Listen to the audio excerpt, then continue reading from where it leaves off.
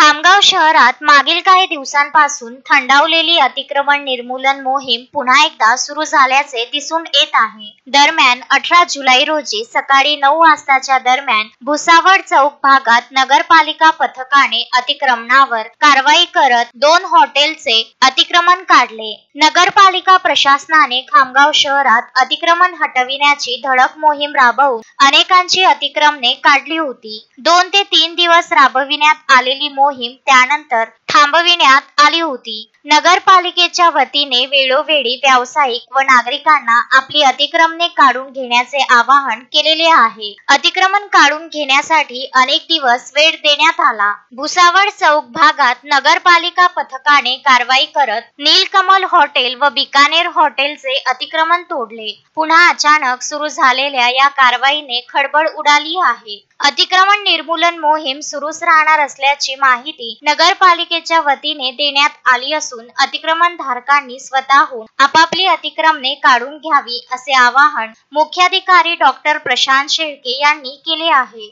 Mohammed Farooq, Vidarbha news, Khamgaon.